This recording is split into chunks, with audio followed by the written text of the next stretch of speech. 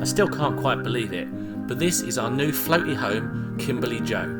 25 years ago, we both thought that if you can't do, teach. We were in it for the long holidays, the short hours 9 to 3:30, and the chance to sit at the front of a class while the children did the work. That didn't quite work out how we thought. We're now back from 4 years teaching in China to mess about on boats, so come join us on the waterways of England. So where we are for foreseeable future, here's a boat just turning, it's coming on off the Oxford onto the Coventry. It isn't easy, it's a long boat, it's like probably about 65 foot to 70 foot. So it's got to do spin it all the way around underneath the bridge. See how into the frame. Here's our seats. A couple of carlins. Flake with my one. You've done that very well. There's Sonia. And then just over there, we've got the engine house where they used to pump the water out from the stream below into the canal. And you can just sort of see the roof of our boat just over there. Just by the bridge. So we've done like a sort of a round walk today. There it goes, coming round. Just make sure they don't hit our boat. It's alright, they come through that little channel like really slowly because it's concrete. Yeah. So when they come past us, they're still going slow and they're still in a straight line. Actually, it's a bit after that. And we're back here on Sunday, booked in the Sunday roast. So here's Sonia. Nice cold pine, blue skies, sun's out, and she's done her coat up really tight because she's cold. I was a little cold, it's not so cold now. The sun's out now, so it's not so cold. These two dogs are pretty amazing. We spent a long time sitting watching them, running up and over the bridges, fetching their toys, and just generally having a great time. The black and white one, that was only about a year old, the owner had said, and he'd been training it since a puppy, and it was so well trained, it was incredible, and it always looked so happy as well.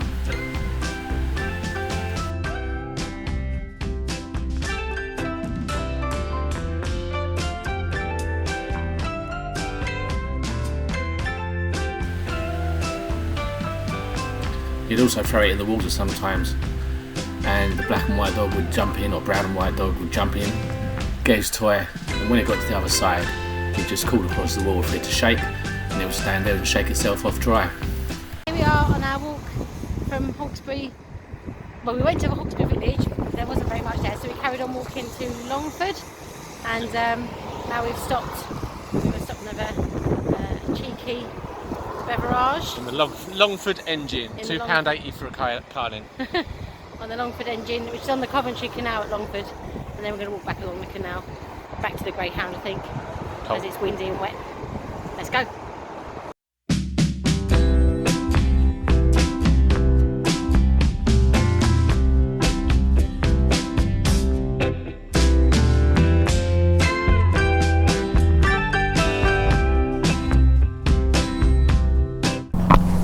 So it's Monday afternoon, and we are at the Greyhound pub. I don't even see it there, I'm trying to look up at the Greyhound pub.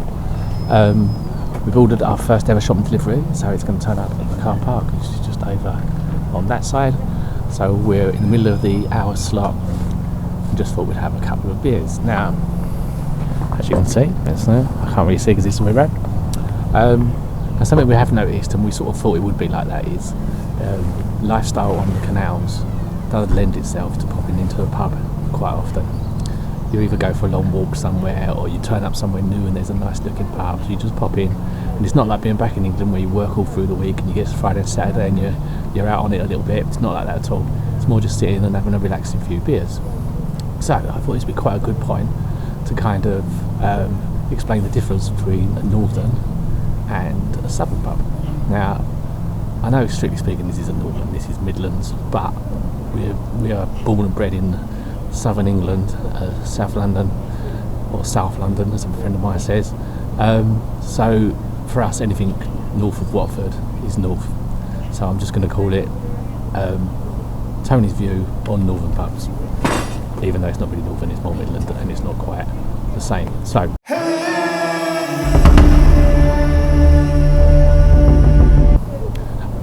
First of all, first thing we've noticed, we've probably been in about 5 weeks now. We must have been in about 20 something pubs.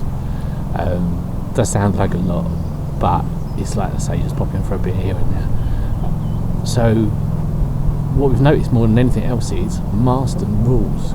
So Marston pubs is like a chain, but a really nice pub, but they are everywhere. So if we've been in 20 something pubs, probably about 15 of them have been Marston pubs, which is quite unusual. We don't see as many down south, where they are everywhere here. Now it could be because obviously Marston is in the Midlands, and obviously the factory's in the Midlands, so we might let them off that. But first thing we noticed, Marston pubs are everywhere. Number two, I'm a lager drinker. I wish I drank ale, I wish I drank beer, and I want to sort of get the taste of that a little bit, train myself a little bit, but I am a lager drinker. And the thing I have noticed here is Carling is everywhere. Every pub we've ever been in has Carling, and the reason being, if you have a look at one of the glasses, you can just about see it here, it just says on it is Carling Burton-on-Trent. So again, it might be more of a Midland thing, but yeah, every single pub Carling is the lager of choice. Number three, football. I enjoy watching football, and it's really difficult to find a pub that shows football here. Now, it might be because we're from London, and again in London there's like Chelsea, West Ham, Arsenal, Tottenham, Brentford, QPR, Crystal Palace, Charlton, Millwall, many more, Barnet even, all these London sides, Chelsea, did I say Chelsea? All these London sides, so it's very rare to find a pub that doesn't show the football. Whereas here, it is a little bit more northern, there aren't as many teams, and also rugby is quite big, so often they show the rugby rather than football in the pubs. And also, if you're a pub like this, we're right by the canal, as you can see, it's beautiful. They probably think that people don't want to watch the football. In my case, they're wrong. So it has been a struggle to find pubs with showing the football. Funnily enough, there's no football this weekend, just England nationals, and we found 2 pubs with football, which is just typical. So that's number 3. Number 4 is the price. Now, it is going up and up everywhere, we know.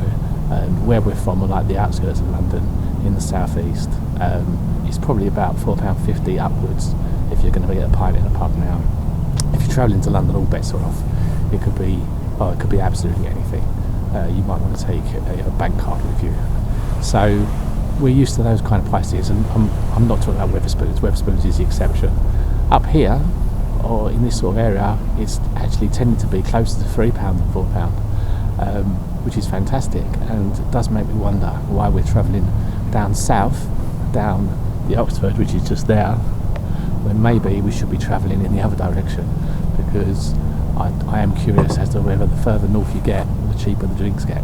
If so, that might be our next journey. But obviously we've been in China for 4 years, so the real reason we're travelling south is so that we're near as a family. But once that's done, let's try and test out that theory.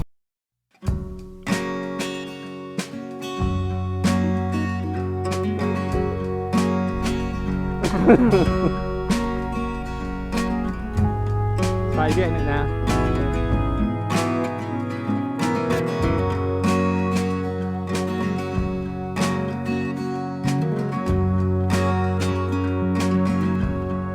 I think she could have just done it straight away like she normally would have done, just turn straight left, she's got it, as you can see now, coming in spot on.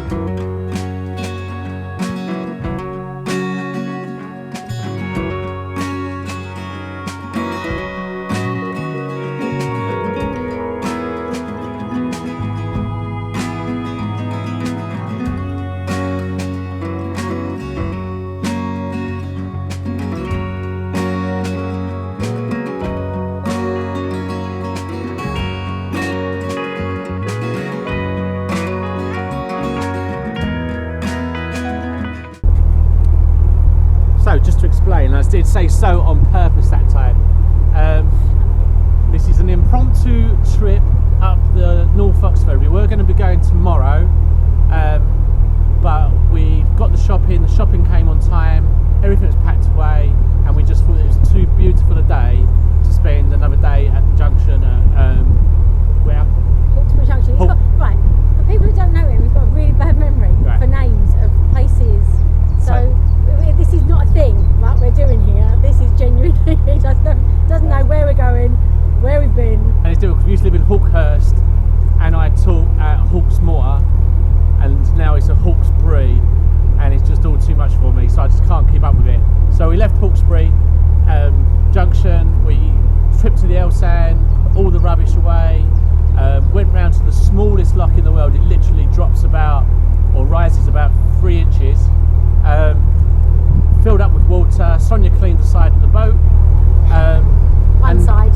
And now here we are, and it's beautiful, really, really nice. The road to the side, that side of me, there's a motorway in the distance, which we sometimes meander near, so you occasionally hear it, but other than that, it is lovely. Yeah. I have to do a bit of an explainer about the Hawkesbury Junction disaster. In that it was, well, it felt like a disaster when I've been whipped by a tree. It was, for days I knew we were going to have to go through it, so I've been watching all the boats come past, and they all did the same thing. They all bore right and then swung it left to give them plenty of room to get through the under the bridge and then back on themselves towards the Oxford. I tried it, it didn't work, but I think it's because I'm a bit apologetic when it comes to revving the engine on a turn. So maybe I need to do that a bit more. Give it a little bit more. We did see someone come round. Oh, there's a boat. Oh, it's beautiful. There's a lovely boat. We're both quickly rushing to the right-hand side to pass each other. So we're aiming towards Anstey, and we did want to go Brinklow tomorrow. So hopefully, if the weather keeps up and we make good time, we might go all the way through to Brinklow, which would be really good, because Brinklow, from what we can see, looks lovely, looks like perfect. There's a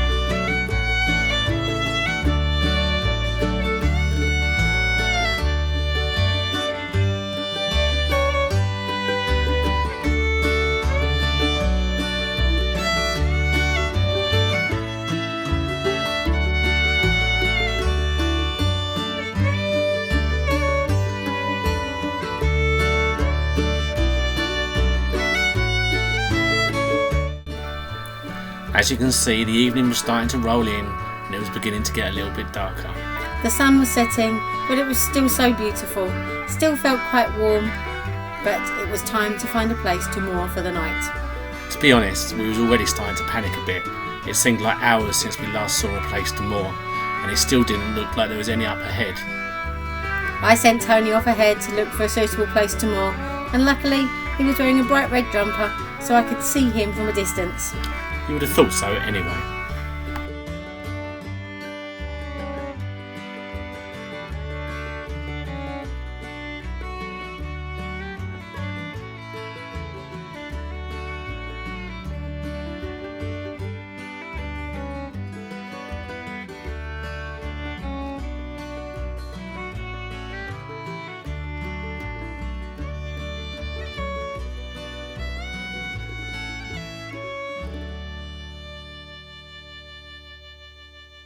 So yesterday we travelled all the way down for the Oxford. It was a beautiful cruise, beautiful weather. We was going to stop at Anstey. It was 5:30, would have been perfect. No moorings at Anstey at all. So we just thought next mooring we find we'll stop at. Hours later, literally hours later, we didn't moor up until 8:45 in the end, because all the way along here are these sloping big rocks. And if I show you with this, I'm hitting the bottom there, hitting the bottom there, so that is that deep. Here, here, here, and there is the end of where that goes. We couldn't get close to the side of the water. We ended up, we went all the way down, it was pitch black, trying to reverse, and we hooked on, there's some, what's the metal stuff called? Armco. There was some Armco, and we, like literally that much Armco, we just tied on one end, and the other end we just prayed, and we put in pegs and prayed. And this morning we got up, and luckily someone had moved, and we moved down and took that space. 9 it was, and we've just seen, and I'll show you on the video, but just past these boats there are rings, and none of this that we could have moored up at probably what, about 6 o'clock. It has a shelf on the Oxford, so we came all the way from Amsterdam through here, and then we saw that sign I've just shown you, and actually there's rings here, so all the way along here, if I walk back,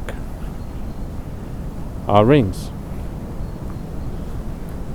and this was the last spot that we could have moored at, but we didn't even realise. So this was the last place.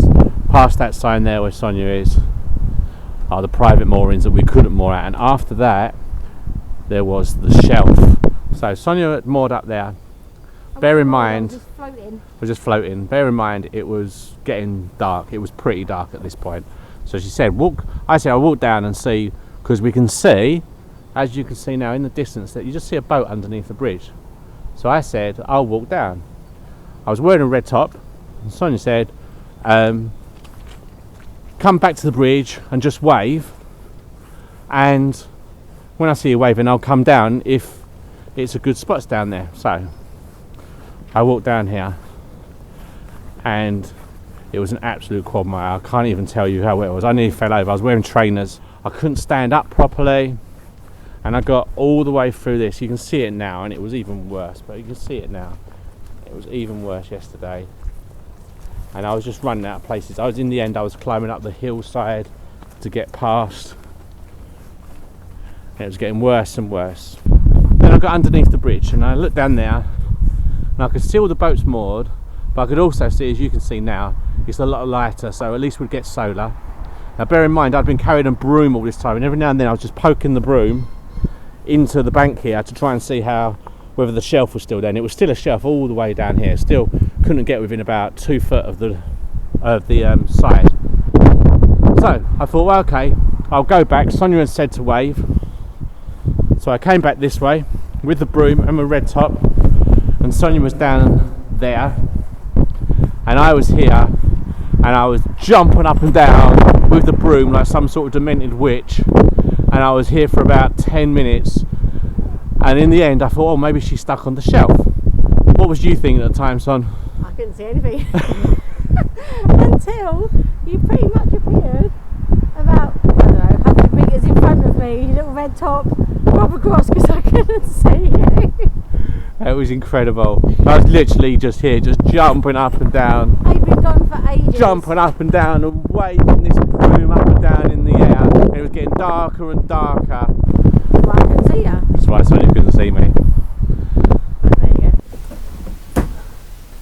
So, thank you for watching and making it this far again. Yeah. Really thankful that you're taking the time out, as always. And what have we learnt this week, Son? Right, if you set off in the afternoon, don't leave it too late tomorrow, and also to send Tony with a torch or some other instrument to indicate in the dark, because a red jumper just isn't enough. We're learning everything every day. We can't make a list. I'm learning that you can't reverse a narrowboat, because if you try, I just end up in a tree. In the pitch black as well. In the dark. It wasn't pleasant. It wasn't pleasant because we haven't got. And also, you need a barge pole. That's the other thing we've learned. Yeah, we've got to buy a barge pole. Got to buy a barge pole. Braunston, when we're there, that's what we're coming for. Trying to push off from the side a boat that weighs tons, using a plastic broom. Probably doesn't really cut it. You might as well use a pencil. Anyway. Right, so that's just our week in a nutshell, really. Yeah, let's see if Sonia can do her timings well again. So, if you liked it, please press the like button. If you want to subscribe, please press the subscribe button. It's free. And if you want to be notified by YouTube when we upload any video, press the bell icon. I bet she said it better than I pointed. As usual, no catchphrases, anything like that. But if you enjoyed us looking for a spot to park, then there'll be more in the next episode. Oh my god, honestly, there can't be many more.